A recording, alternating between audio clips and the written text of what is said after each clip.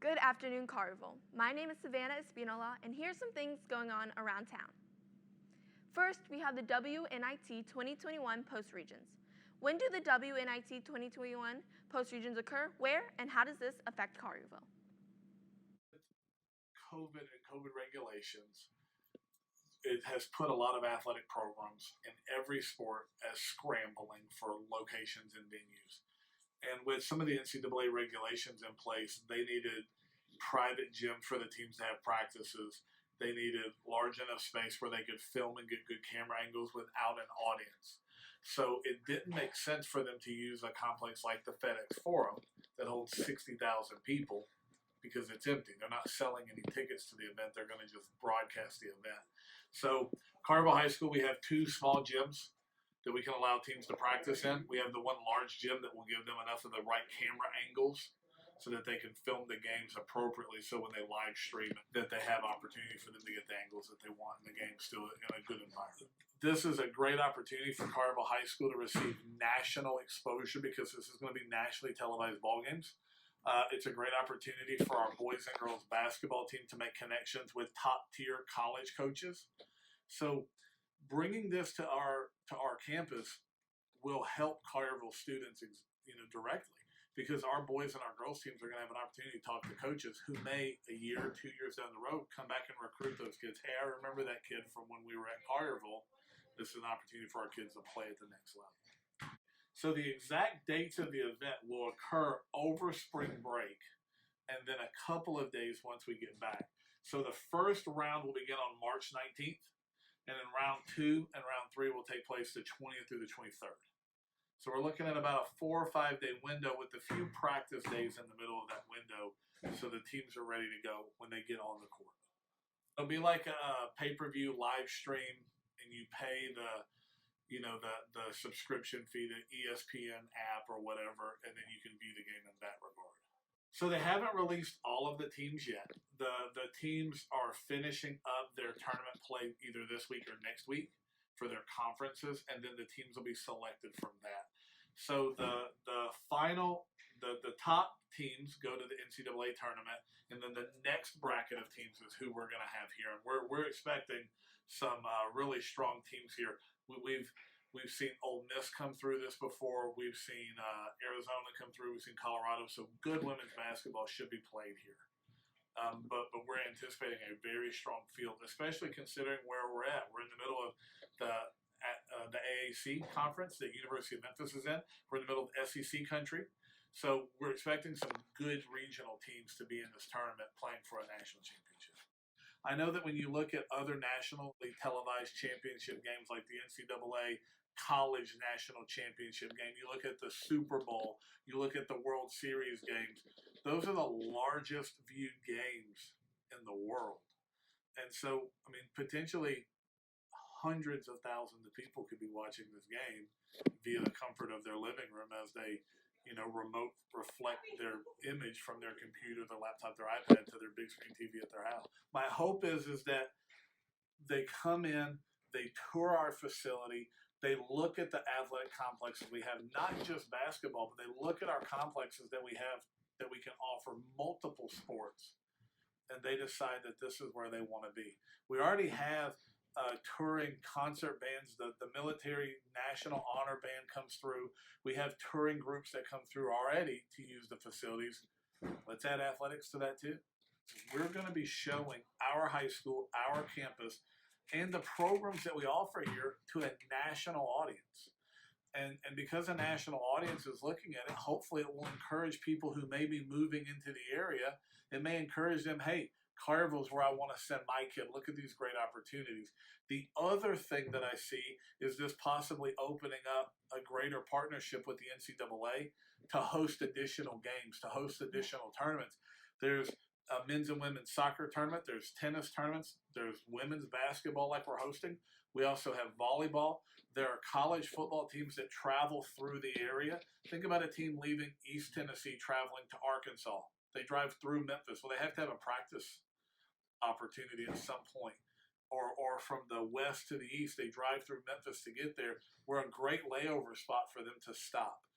Also, think about the impact that it's going to have on the community. We're potentially bringing in 16 teams that have to rent hotels, that have to eat at restaurants, that are going to have not only the athletes, they're going to have the athletic trainers, they're going to have the coaching staff. So you're talking maybe 40 or 50 people coming with that team just to play a game. Well, we have to get hotels for them. We have to feed them. Well, what's that going to do to the local economy? It's going to cause a boom in our economy with sales tax revenue. So our kids are exposed, our campus is given national exposure, and the local Collierville community is given a sales boom for that week of time. Positive all the way around. Go Dragons. That was a preview of what you can expect from the WNIT 2021 Post Regions. Don't forget to check it out. Next, we have the Collierville High School Macbooks. Why are the students' Macbooks dying so fast? And what can students do during the school day to fix this? On January 24th, Steve Jobs released the first Macintosh, which was the first new computer with a 9-inch black and white display. With privileges along with their new school building, in 2018, the students attending Collierville High School received a MacBook Air to further their studies. Now with COVID-19, a few students have offered their perspective on how the pandemic has affected the use of their MacBooks. I use it for Schoology and assignments and maybe Savas, but whatever my teachers tell me to use it for. And sometimes I listen to music on it or watch YouTube videos that are like related to school, like Amoeba Sisters. I also use email. If I ever needed anything from my teachers, I just send them a quick email. They reply back. And then if I ever need anything from my peers, I also email them. What I think is pretty cool is like, not every school has laptops. We are very fortunate and we are able to have laptops that we can bring home. What I like about the laptops is they're really convenient, so you don't have to like bring a lot of books around school, so it's like everything's just in your laptop and all your assignments are there. I like that we have laptops and not iPads, but that's pretty much it. I like how like accessible it is and it's very convenient. Yeah, true. All our schoolwork's on there. We don't have to carry textbooks, so it's really convenient. I don't have many downsides to my MacBook, but the one I do have is sometimes I forget to save my work, and that's kind of a problem because it deletes. But other than that, it's great. And I've learned my lessons, so now I like save everything. So I make sure of it. I don't really get distracted. I find it pretty easy to do my work and finish it and submit it. I think another downside to the technology is that we're always on it and it's obviously affecting our brains and our eyes. So my mom did buy me a pair of blue light glasses, but I'm not sure how much that helped. Sometimes I just want to do my other classwork while I'm in another class, so that's really distracting because I have all my resources so I can do whatever on my laptop at any time. Sometimes it's hard to study like on my laptop, so like I'll have my like phone close to me and I get like distracted from studying, and sometimes it's just like hard. As the pandemic arose in March 2020, 78% of students have said that there has been an increase in time spent on their MacBooks. Through CVA, or Collierville Virtual Academy, students are allowed to take a virtual path in learning for the school year. A current freshman has given her point of view. Virtuals made me like more of a screen addict. Like I'm always on my laptop. First I go to school 7:30 to 2:30. And then obviously I have assignments and homework that I have to complete, which is also on my laptop. So it's really hard for me to ever do anything but be on my laptop because it's always studying, and I don't go to school, so I don't get that like interaction with my teachers. And I have a lot more screen time than I did before, which can be a debatable topic, so it can be bad or good, but just a lot of screen time. Although we do spend a lot of time on our computers, there are times we can get a break, like after school and extracurricular activities. Like I do tennis and dance, and that keeps me away from my computer. It's really nice. I take a break from my computer and it's good for my mental and physical health. I play basketball and lacrosse. I'm able to spend time off my laptop because I go to practice, and if I get like my homework done, I have free time and I can like interact with other people. Yes, okay, so my battery, it usually goes down a lot. I think Teams, when I'm home, Teams really drains my battery, but I can always charge it. But when I'm at school, to help like lower or like keep the battery up high, I turn down my brightness a lot. It'll go from 80 to 20 just between 3 classes because I'd be on Teams and on other like Safari to take notes. So my battery does go down a lot faster, and when it does, I can't miss the lesson, so I have to take my notes in my notebook. And sometimes my charger will be somewhere else, and it's just very inconvenient. About 66% of students have had battery issues with their MacBooks, With that, some solutions for saving your battery during school could be turning down your brightness along with your keyboard light.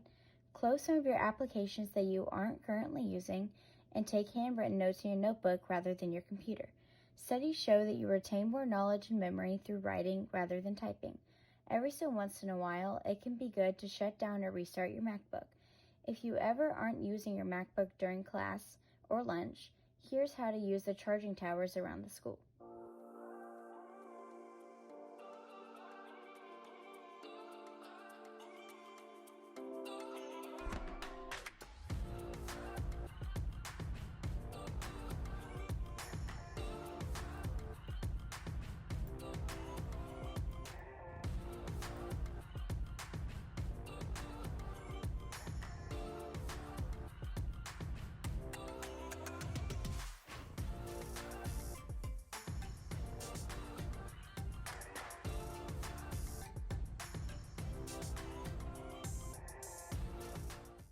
All in all, if you're a Carville High School student, try the charging towers or one of these methods the next time your battery is low.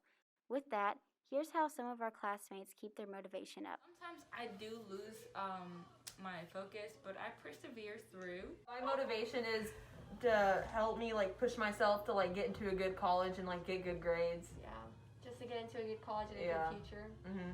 I keep my motivation levels up because like I want to get good grades, and so that motivates me to like study more and procrastinate less. That was CHS student laptops. Last, we have information on the Carville Library. What events are they having? How can you get a library card? And what has the library had to change for COVID-19? I'm Lisa Plath, and I'm the library director. My department is administration. I helped to build the digital presence of the library, and I just became the director last year. So now as director, I just make sure that the library is running smoothly in all the different departments. So my name is Julia Trumpy. I'm the head of the Youth Services Library here at the Colorful Birch Library. I order books for all of the Youth Services departments, that be picture books, the easy readers, fiction, nonfiction, etc. I create programming, special programming at least once a month. I also do the summer reading program for the youth every year, and I do weekly story times. I'm Emily Baker, and I am the New Adult Services Librarian here at the Collierville Birch Library. My main job focus is supervising the adult services team and working on adult collection development. It was really challenging when we had to close the library, which happened between middle of March of 2020 through the middle of May. And so during that time, we had to quickly pivot our programming to be on a virtual platform, and the children's librarian was able to do that. We did have to close off some of our spaces that were normally available to people. One of them was the storytelling room, so we haven't been able to have any in-person programming in the storytelling room. We've also had to take a lot of stuff out of the children's department. We used to have toys out there and really fun furniture. Because of COVID, we can't always clean those items, or we can't clean them often, so we've had to take them and put them away here in the storytelling room. We're not able to offer as many resources as we did in the past. As I mentioned, a lot of things are in storage, a lot of things are limited. We're not able to do that for many things like the magazine room. We can't have that open at the moment. We can't have the in-person story times, even though we very much want to. So we do have a lot of challenges with COVID when we have in-person events, and we do have a few of them still.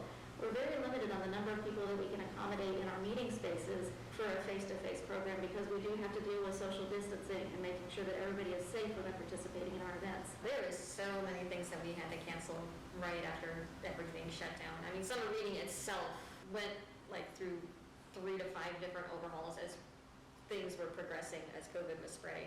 There were a lot of decisions, really hard decisions that had to be made, and so it was just a big learning curve, and figuring out how to deal with all the fear of COVID, how to deal with employee issues, how to make it a safe place for staff and for the public. We consider ourselves to be partners with the schools, which includes the parents and the students. We provide a lot of programming, so just informational programming. And we also have art displays, and we host author events, so that would fit the part of our mission that talks about having cultural experiences for people at the library. We offer access to both popular culture and information sources, so whether you'd like something to read, something to watch, something to listen to, and if you have an information need that goes beyond the resources that we have in our books, we have a great array of online and digital resources as well that we can help people reach? Well, we have a strong social media presence. So we have a Facebook page, we have Instagram for the teens, A YouTube page, Twitter. we have a website with lots of resources, and we also have a constant contact email newsletter that goes into our library patrons' email inboxes every month. And making sure that we are reaching people in as open a way as we can to invite them to participate with library services, even if it's not necessarily through traditional means. We've just tried to stay open and be available for people. We're open 60 hours a week, and we have been since June 1st. Other than that, we just try to keep offering the services that we can, checking out books and small in-person programming, but also some virtual programming that we're putting together for that. Even when we were closed to the public, we still had people checking out. We just did curbside services where they would tell us what they would want, put those books on hold, and we'd grab it for them, check it out, and bring it right to their car. And our adult services unit has really put together some really vibrant adult programs as well.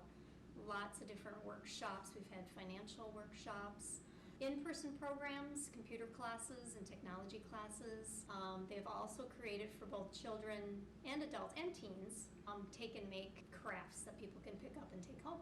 Trying to figure out ways to not just do like Zoom classes or Facebook Live story times, which is where the take and make kits come in. A lot of parents and a lot of kids have been very appreciative of having those physical things that they can go and take home. Well, I think one thing that might change with COVID is some of our programming may stay virtual. We may decide that some of the programs are able to accommodate larger groups of people in a virtual environment that may not have been able to come because some of our meeting spaces are kind of smaller. So the programs where hands-on isn't quite as important, some of that may either be virtual in the future, even post-COVID, or perhaps we'll have it in person or virtual option, so it may be recorded as well as presented in person. So we're learning a lot as we go on, and some of those digital services I think will remain.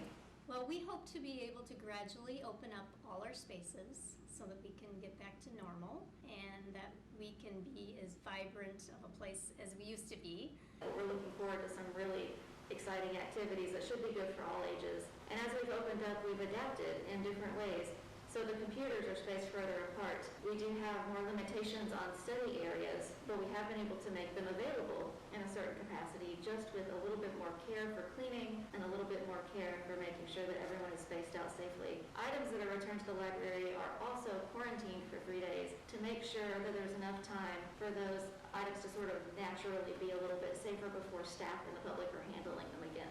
Further into the future, we actually have a building addition in the works in the next 5 years, which will drastically change the look of a library. So not only will there be an addition, but it will be a redesign of the entire library. So we're very excited about that. But we do thank everyone for their patience and their understanding as we've been slowly reintroducing all of our resources. We want to do everything we can to make sure that everybody stays safe out there in our facility, and we appreciate it when you work with us. So thank you. We're here to serve the community. We really want to make sure that people know all of the great resources we have available, and so come and check us out.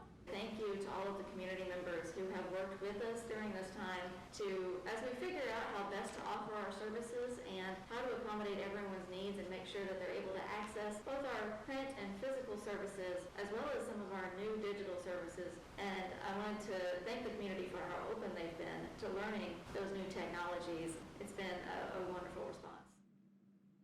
Don't forget to check out the events they are having and to stop by and get some books. That's all we have. Thanks for watching. We hope you learned something new.